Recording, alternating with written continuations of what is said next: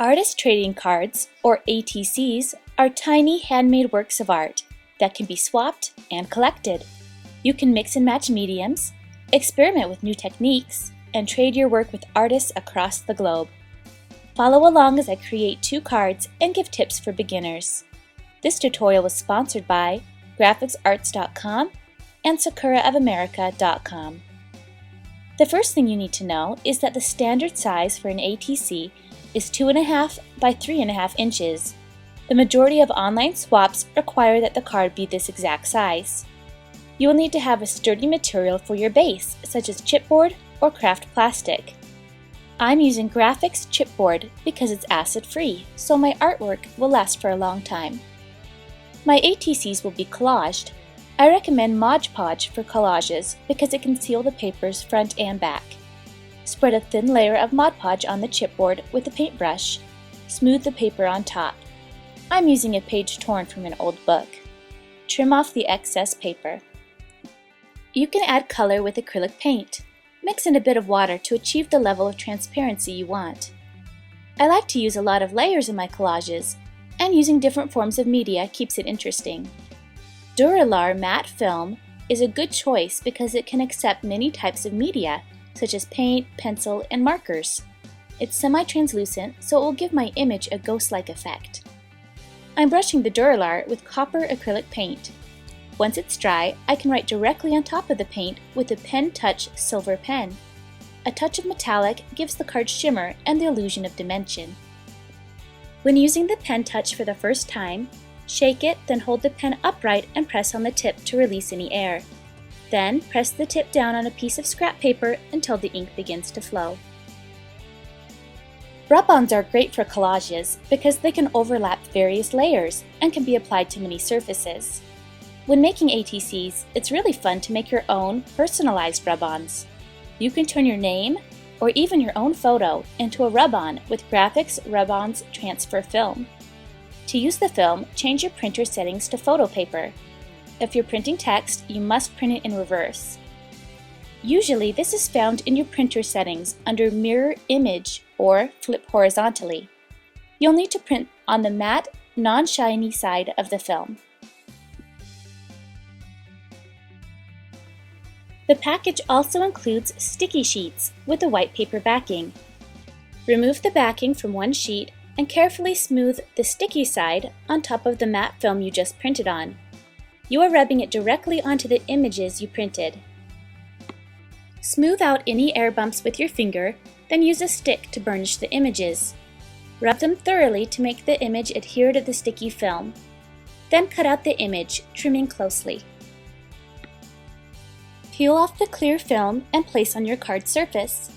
Rub once more to transfer, then peel off the matte film.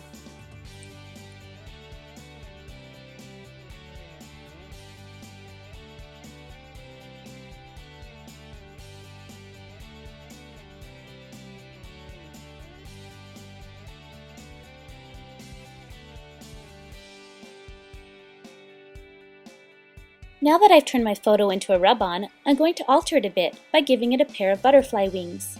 I already had these glittery rub-ons in my stash. Next, I can add my photo on top.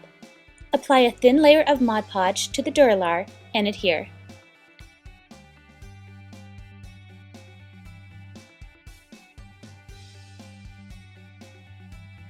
I feel like my card could use more texture, so I'm adding a dab of Liquitex modeling paste at the bottom.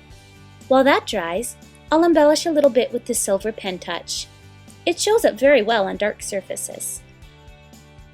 I added another rub-ons on top of the modeling paste once it dried. I put a touch of aqua glitter on every ATC I make.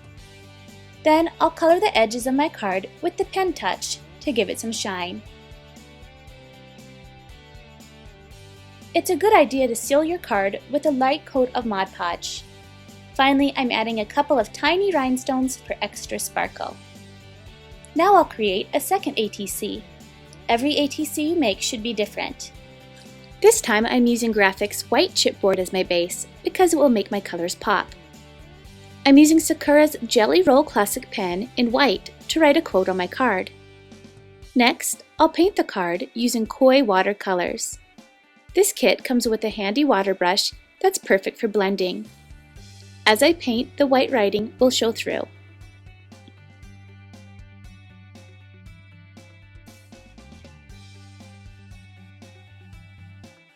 I'm adding some rub-ons I printed earlier. I'm also using a clock and wing overlay by Heidi Swap because I had it on hand, but you could also easily make your own using printable transparency film.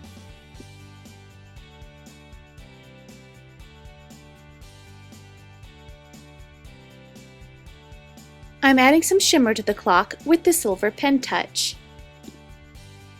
A brad in the center of this Tim Holtz metal clock will reinforce the theme of my card. I'm applying it with thin pop dot squares so it has more dimension.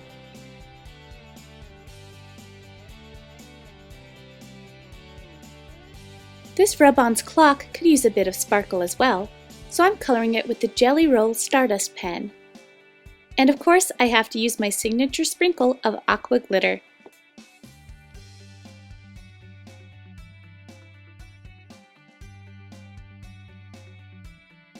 So now that you know how to make artist trading cards, what can you do with them?